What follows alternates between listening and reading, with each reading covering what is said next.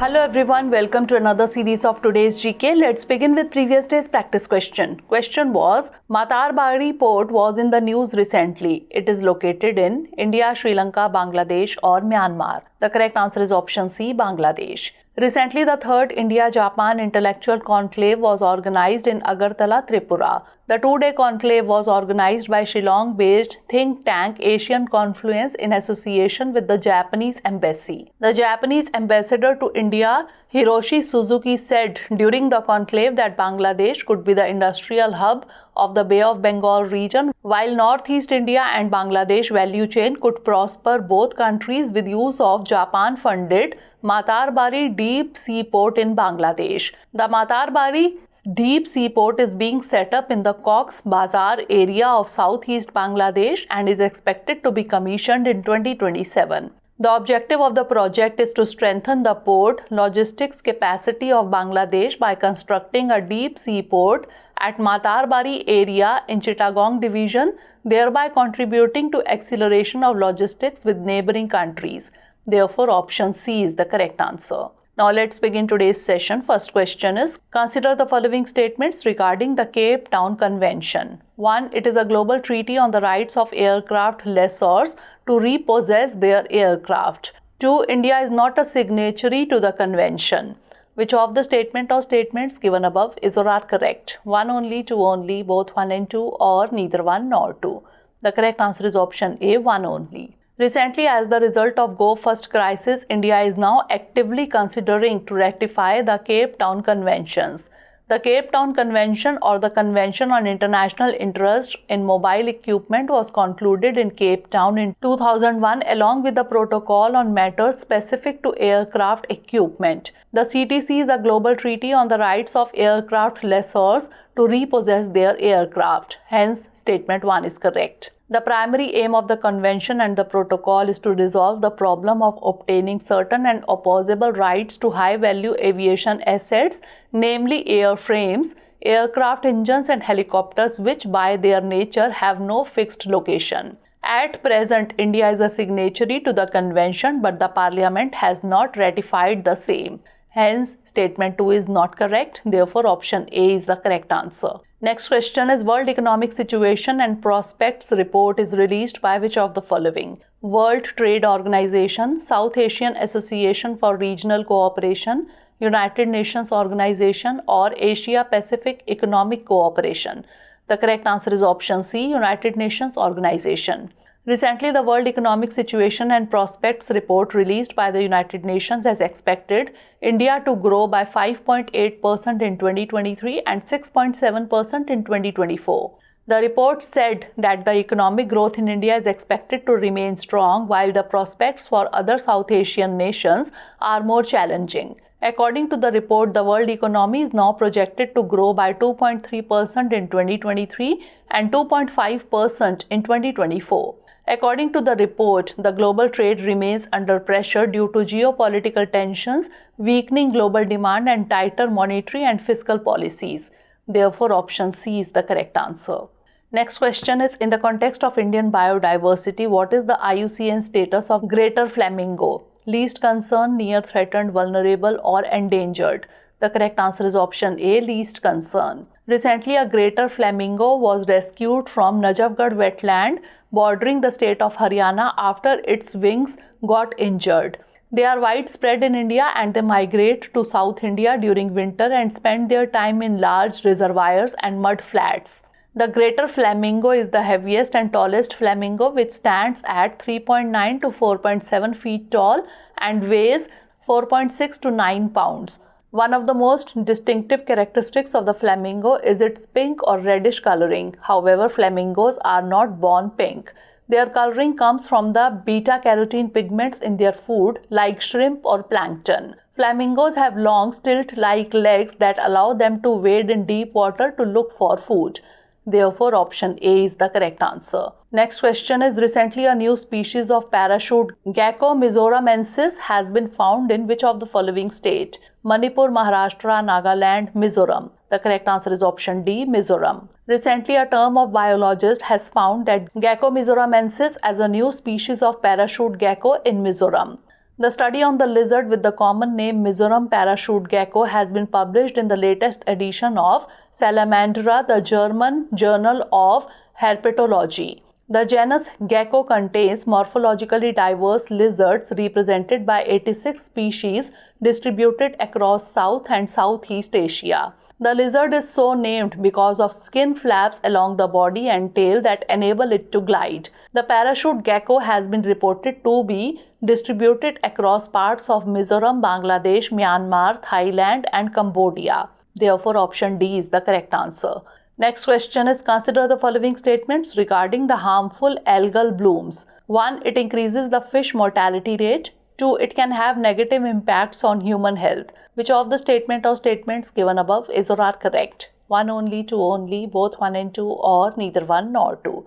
The correct answer is option C, both 1 and 2. Recently, the Arabian Sea is witnessing the invasion of unconventional fish species, threatening its conventional fish distribution. As the Arabian Sea warms up, the thermal saline circulations have a shift in their patterns, forcing a change in conventional fish distribution in the sea. The phenomenon also triggers fish mortality that affects mariculture in particular and fisheries in general. Hence, statement 1 is correct. The harmful algal blooms or HABs in marine, brackish and freshwater environments are caused by a broad range of microscopic algae and cyanobacteria. HABs are hazardous and sometimes fatal to human and animal populations either through toxicity or by creating ecological conditions such as oxygen depletion, which can kill fish and other economically or ecologically important organisms. Hence, statement 2 is correct. Therefore, option C is the correct answer. Next question is regarding Kendu or Tendu leaves. Which of the following statements is or are true? 1. They are used to wrap beedies. 2. These leaves are produced in Odisha only. 3. It is a nationalized product. Select the correct answer using the code given below. 1 only, 1 and 3 only, 1, 2 and 3, or 2 and 3 only. The correct answer is option B, 1 and 3 only. Recently, there were reports that climate change is affecting the collection season of Kendu or Tendu leaves. Those collecting leaves from forest are being bothered by small black flies, which have proliferated across the area due to unusual climatic conditions. These leaves are used to wrap beedies, a popular local smoke. Hence, statement 1 is true. The states producing beedi leaves in India comprises mainly Madhya Pradesh, Chhattisgarh, Odisha, Andhra Pradesh, Jharkhand, Gujarat and Maharashtra. Hence, statement 2 is not true. Odisha is the third largest producer of Kendu leaves after Madhya Pradesh and Chhattisgarh. It is a nationalized product like bamboo and sal seed. Hence, statement 3 is true. Therefore, option B is the correct answer. Next question is, minimum import price is decided by which of the following?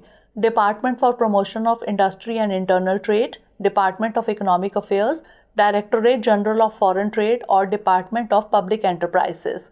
The correct answer is option C, Directorate General of Foreign Trade. Recently, the central government amended the import condition policy for apples. The central government has now introduced the minimum import price for apples. According to the policy, any apple costing less than Rs 50 per kilogram cannot be imported. These MIP conditions are not applicable for import of apples from Bhutan. The Directorate General of Foreign Trade, an arm of the Commerce Ministry, frames rules related to exports and imports. It aims to protect their interest by preventing tax-free imports of apples from other countries, ensuring a level playing field for the local apple industry. Therefore, option C is the correct answer. Next question is the report titled Turning Off the Tap, How the World Can End Plastic Pollution and Create a Circular Economy is released by which of the following? United Nations Environment Programme, Worldwide Fund for Nature, Intergovernmental Panel for Climate Change, or Greenpeace. The correct answer is option A, United Nations Environment Programme. Recently, the report Turning Off the Tap, How the World Can End Plastic Pollution and Create a Circular Economy was published by the United Nations Environment Programme, or UNEP. It outlines the magnitude and nature of the changes required to end plastic pollution and create a sustainable circular economy that is friendly to humans and the environment. The report proposes a system change achieved by accelerating three key shifts: reuse, recycle, and reorient and diversify, and actions to deal with the legacy of plastic pollution. Reuse refers to the transformation of the throwaway economy to reuse society, where reusing plastic products makes more economic sense than throwing them away. The report highlights the importance of accelerating the recycling market for plastic recycling by ensuring that recycling becomes a more profitable venture. Reorient and diversify refers to shifting the market towards sustainable plastic alternatives, which will require a shift in consumer demand, regulatory frameworks, and cost. Therefore, option A is the correct answer. Next question is, consider the following statements regarding the nutrient-based subsidy scheme. 1. It is administered by the Department of Fertilizers. 2. Under the scheme, a fixed amount of subsidy decided on an annual basis is provided on urea. Which of the statement or statements given above is or are correct? 1 only, 2 only, both 1 and 2, or neither 1 nor 2? The correct answer is option A, 1 only. Recently, the Union Cabinet chaired by the Prime Minister has approved the proposal of the Department of Fertilizers for revision in nutrient-based subsidy rates. The scheme is administered by the Department of Fertilizers under the Ministry of Chemicals and Fertilizers. Hence, statement 1 is correct. The subsidy on phosphatic and potassic, that is P and K fertilizers, is governed by NBS scheme. Urea is left out in the scheme and hence it remains under price control, as NBS has been implemented only in other fertilizers. Hence, statement 2 is not correct. Under the scheme, a fixed amount of subsidy decided on an annual basis is provided on each grade of subsidized phosphatic and potassic fertilizers, except for urea, based on the nutrient content present in them. Therefore, option A is the correct answer. Last question is, which of the following can be used to extract the biofuels? 1. Castor seed, 2. Corn, 3. Algae, 4. Jatropha. Select the correct answer using the code given below. 1 and 4 only, 1 and 3 only, 1, 2, 3 and 4, or 2 and 3 only. The correct answer is option C, 1, 2, 3 and 4. Recently, the Global Biofuel Alliance seminar was organized by the Ministry of Petroleum and Natural Gas on the sidelines of the 3rd Energy Transition Working Group meeting G20 in Mumbai. The biofuels are referred to any fuel derived and produced from organic materials such as plants and their residues, agricultural crops, byproducts that can be an adequate substitute for petroleum-derived fuel. The biofuels are categorized into first generation, second generation, third generation, and fourth generation biofuels. The examples of first generation biofuels are bioalcohols, biodiesel, vegetable oil, bioethers, biogas, etc.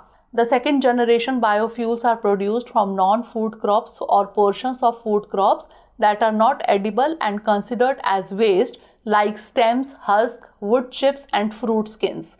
The third generation biofuels are produced from microorganisms like algae. In the production of fourth generation biofuels, crops that are genetically engineered to take in high amounts of carbon are grown and harvested as biomass. For example, corn, soybean, castor seed, jatropha, etc. Therefore, option C is the correct answer. Now it's time for the practice question. World Telecom Day is celebrated on 18th May, 19th May, 17th May, or 16th May. Send the answer of this question in the comment section. Stay tuned for the next episode. Thanks for watching.